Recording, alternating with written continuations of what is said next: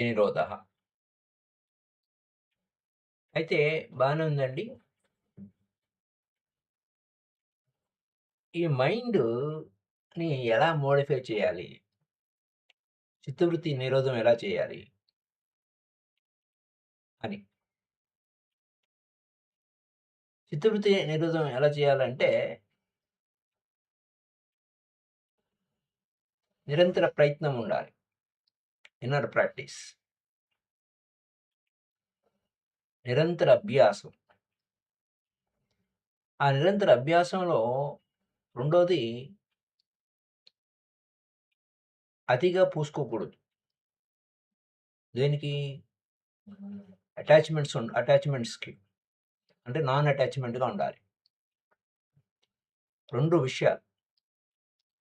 మనసు చిత్తవృత్తి నిరోధం ఎలా జరుగుతుంది? మోడిఫికేషన్స్ ఏంటి? ఒకటి అభ్యాసము. రెండోది నిరంతర ఒకటి అభ్యాసం ఏ విధంగా చేయాలి? నిరంతర ప్రయత్నం ఉన్నదా? నిరంతర ప్రయత్నము. ప్రయత్నం. Practice and practice. Inner practice. నిరంతర ప్రయత్నం. పెర్సిస్టెన్స్. అంటే రెం రెండోది నాన్ అటాచ్‌మెంట్. నాన్ అటాచ్‌మెంట్ అనేది ఒక సిట్యుయేషన్ క్రియేట్ చేస్తుంది. కానీ మెయిన్ చేయాల్సిందేంటి? నిరంతర ప్రయత్న సాధన. అక్కడ నిరంతర అంటే నాన్ అటాచ్‌మెంట్ అన్నిటికి అతుక్కోకుండా గమ్మున వచ్చి కూర్చొని నీ నిరంతర ప్రయత్నం, నీ సాధన ఇన్నర్ సాధన చేయాలి. ఇది ట్రై టు అండర్‌స్టాండ్ బోత్ రెండిటిని అవగాహన చేసుకోవాలి. కానీ విషయం ఏంటంటే, మనం ఏం చేసినా కోరికలు లేకుండా ఉండదు. నాన్ అటాచ్‌మెంట్ ఎలా వస్తుందండి? You have to have certain desires. అప్పుడు ఏమవుతుంది? కోరికలున్నప్పుడు, ఆ కోరికలను తీర్చుకోవాలంటే కొన్ని పనులు చెయ్యాలి. మరి ఆ కోరికలు లేకపోతే, ఆ కోరికలు డ్రాప్ అయితే, ఆ యాక్టివిటీస్ కూడా డ్రాప్ అవుతాయి. ఇంక చేయాల్సిన పనేం లేదు.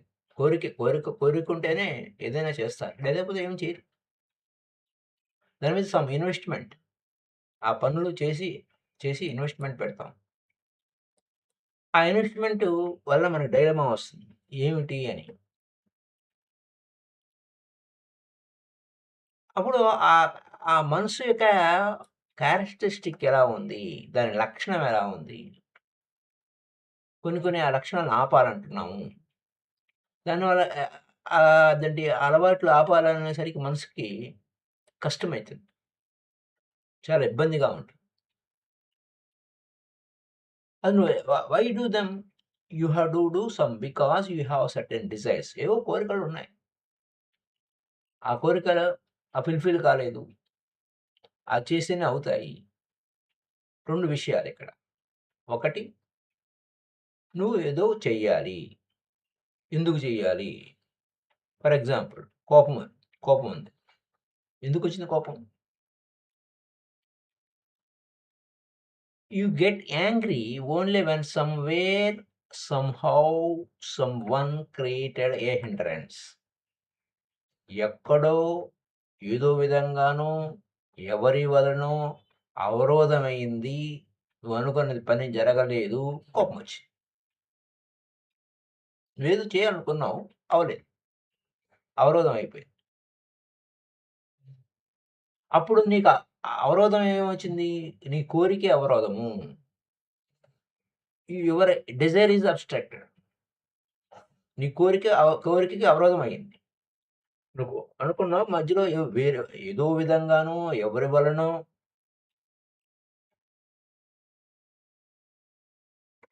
నీకు నీ కోరికకి అవరోధం ఏర్పడింది. కోపమొచ్చింది. ఈ కోపం ఎవరు అడ్డుపడ్డారు, కోపమొచ్చింది, నీ కోరిక తీరలేదు, అడ్డం వచ్చిందంటే అదొక పద్ధతి. ఇంకో విచిత్రమైన పద్ధతి ఒకటుంది. ఓషో గారు చెప్తున్నారు ఆ విషయాన్ని.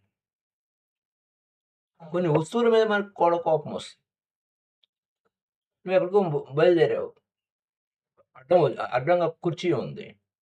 కుర్చీ మీద కోపమొస్తుంది. నువ్వు తలుపు తీయాలి. తలుపు తాళం వేసుంది.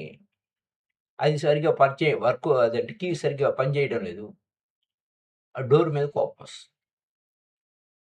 వస్తువుల మీద కోపం ఏంటి? ఎందుకంటే అవరోధము. వేగంగా వెళ్ళాలనుకుంటున్నావు. మధ్యలో కుర్చీ అడ్డం పెట్టారు. ఆ కుర్చీ తగులుకుంది. కోపమొచ్చి. గబగబా వెళ్ళాలనుకున్నావు. తలుపు తాళమేసుంది. తీయలేదు. ఆ తలుపు మీద పోనీ కీ తీసుకొని ట్రై చేస్తున్నావు. అవ్వలేదు. అప్పుడు కోపమొచ్చింది. దాని మీద కూడా కోపమొచ్చింది. వస్తువుల మీద కోపమొచ్చింది. అదొక పాయింట్. దీనికి ఎంతటి కారణం ఏంటి? You have a desire to reach. నువ్వు ఎక్కడికో వెళ్ళాలనుకున్నావు. ఏదో చేయాలనుకున్నావు. ఏదో సాధించాలనుకున్నావు. ఒక పాయింట్. అక్కడ నీ మార్గమధ్యములో ఎవరొడ్డొచ్చినా నీ కోరికకి శత్రువు అవుతాడు. అప్పుడు ఆ శత్రువుని మనం డిస్ట్రాయ్ చేయాలనిపిస్తుంది. కోపం అంటే డిస్ట్రాయ్ చేయడమే. జరుగుతున్న కథ అదే. This is what anger means. You have to destroy the obstacles. అవరోధాలని నాశనం చేయాలి. కోపం వలన దుఃఖము. కోపం ఎక్కడికి తీసుకెళ్తుంది? దుఃఖం వైపు తీసుకెళ్తుంది. Anger leads in misery. మళ్ళా కోపం ఇంకెక్కడికి తీసుకెళ్తుంది? జబ్బు చేస్తుంది. కోపం వలన నీకు దుఃఖమే కాదు, జబ్బు కూడా వస్తుంది. అప్పుడేమవుతుంది? అబ్బా! కోపం వల్ల నాకు జబ్బు చేసింది. బీపీ వచ్చింది. ఏదో అనారోగ్యం వచ్చింది. మరి ఇంకా సైడ్ ఎఫెక్ట్స్ చాలా వచ్చినాయి. కాబట్టి నేను కోపం తెచ్చుకోకూడదు అని వస్తుంది. కోపాన్ని ఎలా డ్రాప్ చేయాలి? How you can drop anger? నువ్వు కోరికలున్నాయి, గోల్స్ ఉన్నాయి. మరి అవి సాధించాలి. If you have desires and goals then anger is bound to be there. అది ఖచ్చితంగా ఉంటుంది. నీ లక్ష్యాలున్నాయి, గోల్స్ ఉన్నాయి, తొందరుంది, పరిగెట్టాలి, పరుగు ఉంది. ఆ పరుగు అవరోధాలొస్తున్నాయి. జీవితం నీది ఒక్కడిదే గాదు గదా! భూమి మీద నువ్వు ఒక్కడివే గాదు గదా! కొన్ని లక్షలాది మందున్నారు. ఎవరి కోరికలు వారివి ఉన్నాయి. ఎవరి గోల వారికుంది. ప్రపంచవ్యాప్తంగా అదే గోల. ఎవరి గోల వాడికుంది. ఎవరో ఒకరు అవరోధం అయితారు. If you have desires then anger is bound to be there. నీ కోరికలు ఉన్నంత సేపు నీకు కోపం ఉంటుంది నాయనా. ఫ్రస్ట్రేషన్ ఉంటుంది. ఆ 2 కలిసే ఉన్నాయి. ఆ హింస ఉంది. నీకు అవరోధం వచ్చిన నీకు అవరోధంగా ఉన్నవారు, నీ మార్గానికి అవరోధంగా ఉన్నవారు ఏమవుతుంది? ఆ మనసు వారినేమో డిస్ట్రాయ్ చేయాలి వారిని అని. ఈ ప్రపంచవ్యాప్తంగా జరుగుతున్న కథ అది. ఈ యొక్క వైఖరి వినాశకరమైన వైఖరి. అబ్స్టికల్ అనమాట. Destroy the obstacle is anger. ఆ అవరోధాన్ని నాశనం చేయాలి అనేది కోపము. దానివల్ల ఏమవుతుంది? దుఃఖం వస్తుంది. ఈ దుఃఖం ఎందుకయ్యా? నాకెందుకు దుఃఖము? నాకు కోపం వద్దండి. నా కోపం I don't want to be angry. నేను యాంగ్రీగా కోపం తెచ్చుకోవద్దు అనుకున్నాను. నాకు కోపం మంచిది కాదని తెలుస్తుంది. నాకు ఇబ్బంది వస్తుంది. అయితే కోపం వద్దని అనుకోవడం వలన నీకేమి సహాయం రాదు. అది ఆ కోపం వద్దు, నేను కోపంగా ఉండకూడదు, నేను శాంతంగా ఉండాలి అనేది కూడా కోరికే. కానీ కోపం ఉంది. ఇంకో గోల్ పెట్టుకుంది. ఎక్కడికో వెళ్ళాలి. అయినా గానీ నేను కోపం డ్రాప్ చేయాలి, నేను కోపంగా ఉండకూడదు అని అనుకున్నది కూడా మళ్ళా అక్కడ కూడా అవరోధం అయితే దాన్ని కోపాన్ని వదలలేవు. ఫస్టు దాని నుంచి వదిలిపెట్టాలంటే ముందు నీ కోరికలు పక్కన పెట్టాలి. అప్పుడు కోపం సగం తగ్గిపోద్ది. ఏ కోరికల వెంట పడకు. అప్పుడు కోపం సగం తగ్గిపోతుంది. సగమే. దానికి పునాది లేదు. ఎందుకంటే కోరికే పునాది. కోరికలు తీరకపోతే ప్రతిదానికి అన్ని చిన్న చిన్న విషయాలకి ఆఖరికి నువ్వు వెళ్ళాలనుకుంటున్నావా, కుర్చీ అడ్డం వస్తే కుర్చీ మీద కోపం, తలుపు తొందరగా నువ్వు ఆ హడావిడిలో ఆ కీ పెట్టడం కుదరలేదు, కోపం వచ్చింది, తాళం ఎట్లా అయింది, సరిగ్గా లేదు, అది ఇదని. నీకు ఆ తొందర మానేయి, ఆ పరుగు మానేయి, ఎరుకతో ఉంటూ అప్పుడు కోపం సగం తగ్గుతుంది. అయితే ఇది వెంటనే పూర్తిగా తగ్గాలి అని అంటే కొన్ని లక్షలాది సంవత్సరాల నుంచి, కొన్ని జన్మల నుంచి అది అలవాటుగా మారిపోయింది.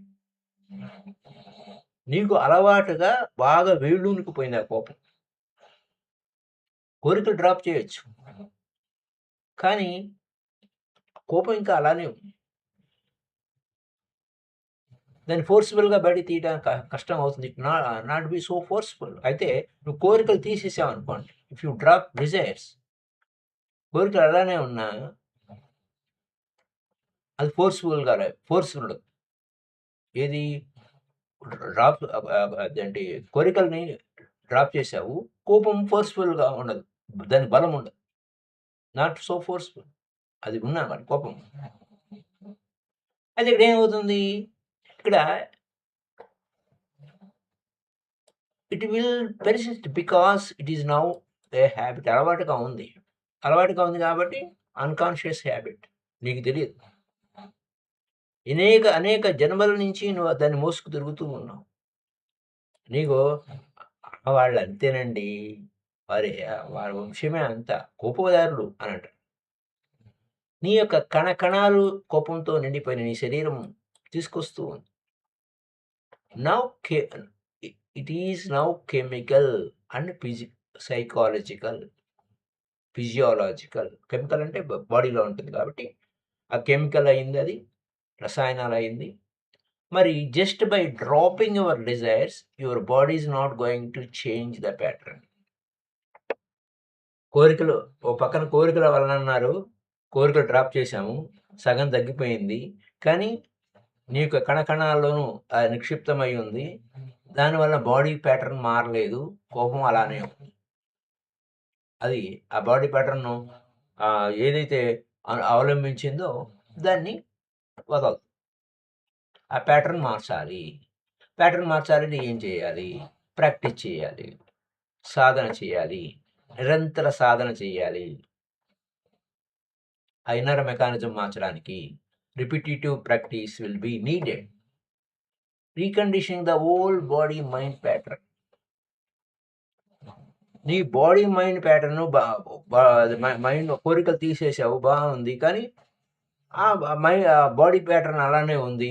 కాబట్టి ప్రాక్టీస్ చెయ్యి. సాధన ఇన్నర్ మెకానిజం సాధన చెయ్యి. యోగ చిత్తవృత్తి నిరోధ. కోరికలు డ్రాప్ చేసావు, మళ్ళీ ఆ మనసుని లోపల ప్రాక్టీస్ చెయ్యి. But this is possible only if you have drop desiring. ఇది ఎప్పుడు సాధ్యమవుతుంది? ముందు ఆ కోరికలను ముందు పక్కకు పెట్టి వదిలేసి, డోంట్ రన్. ఇంకొక పాయింట్లో చూస్తే ఒక ఆయన అడిగాడు, ఏమండి కోరికలు, విచిత్రమైన కోరికలు ఉంటాయి మనిషి.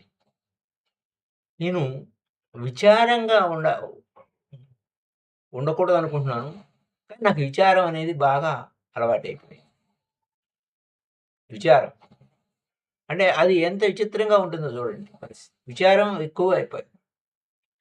I cannot even feel that reason why I'm sad. అసలు నేను ఎందుకు విచారంగా ఉన్నానో కూడా నాకు తెలియలేదు. అదే ఒక ప్రాబ్లం.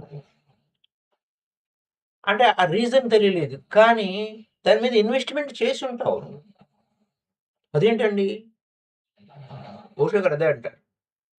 నువ్వు ఇన్వెస్ట్మెంట్ చేయకుండా, దాని మీద నువ్వు పెట్టుబడి పెట్టకుండా, దాని మీద నువ్వు వర్క్ చేయకుండా నువ్వు దిగులుగా ఉండే సమస్య లేదు. నేనెందుకు ఇన్వెస్ట్మెంట్ పెడతానండి అని. ఇప్పుడు ఓషో గారు అన్నాడు, వీడు నాకు బాగా తెలుసు, చాలా సంవత్సరాల నుంచి వాడు ఇన్వెస్ట్మెంట్ ఉంది, ఆడికి రకరకాల ఇంట్రెస్ట్‌లున్నాయి. కానీ so, he was not aware that there was vested interest in it. దిగులు పడడం, విచారంగా ఉండడం అనేది కూడా ఒక కోరికలాగా తయారైంది. అందుకోసం దిగులు పడడంలో చాలామంది నిష్ణాతులైపోతూ ఉంటారు. అంచేత ఆ దిగులు పడడం అనే జబ్బుని వదిలించుకోవాలని ఇప్పుడు కోరికొచ్చింది. You want to drop the sadness. కానీ ఎలా వదిలించుకోవాలో తెలీదు. Not to aware why this sad అసలు ముందు ఈ ఈ దుఃఖం ఎందుకొచ్చింది నాకు? అయితే he has been maintaining some other reasons, different reasons వలన అది కనెక్ట్ చేయట్లేదు అతను. ఏదో రీజన్స్ వలన అది దుఃఖం ఉంది. లోపల ఉండిపోయింది.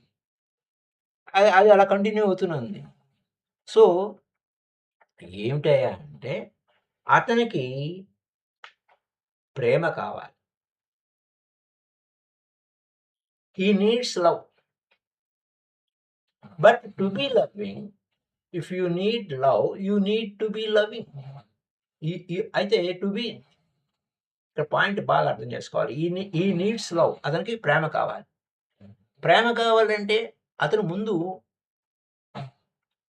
Be in love. Be loving. ప్రేమగా ఉండడం నేర్చుకోవాలి.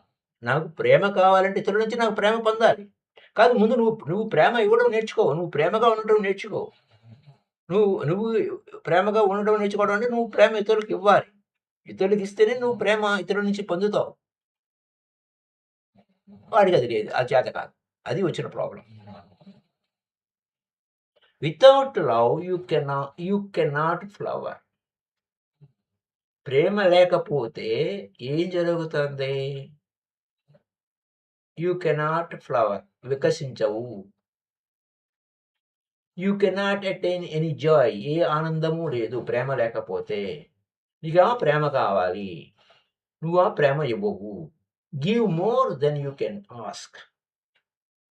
నువ్వు ప్రేమ ఎంత ఇస్తే అంత అప్పుడు అడగడానికి అర్హత ఉంది. కానీ నువ్వు ఆ పిసినాగొట్టేవాడివి. You cannot give love. ఆ పిసినారితనం ప్రేమ ఇవ్వకుండా ఉండటం వల్లనే దిగులు అనేది వస్తుంది. You cannot give love. Giving is impossible. He cannot give anything. Just the word giving అనే దగ్గరికి వచ్చేసరికి అని విచారంగా ఉంటారు. He can only take. తీసుకోవడమే వచ్చు, ఇవ్వడం చేత కాదు. He cannot give. He is closed as far as giving is concern. ఇవ్వడానికి అతను క్లోజ్‌గా ఉంటాడు. క్లోజ్ అయిపోతాడు. ముడుచుకుపోతాడు. అలాంటప్పుడు ఇవ్వకపోతే ఆ పుష్పం తన సుగంధాన్ని దాచిపెట్టుకుంటుందా? వికసించాలి. Without love you cannot attain any joy. ప్రేమ లేకపోతే నీకు ఏమి ఆనందమే లేదు. You cannot be happy. హ్యాపీగా ఉండలేవు. You cannot give love because love looks like giving something. ప్రేమ అంటే ఇవ్వడమే. It is giving. What so అంటే ఇట్ ఈస్ గివింగ్ మీన్స్ హోల్ హార్టెడ్‌గా.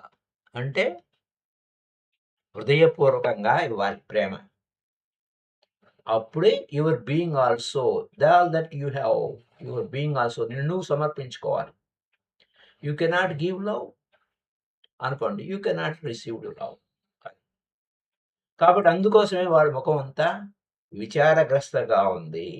Then what to do? ఏం చేయాలి? దానికి అతుక్కుపోయి ఉన్నాడు. Everybody hanker for love. ప్రతి ఒక్కరికి కావాలి. ప్రేమ కావాలి. Is a basic need just like a food.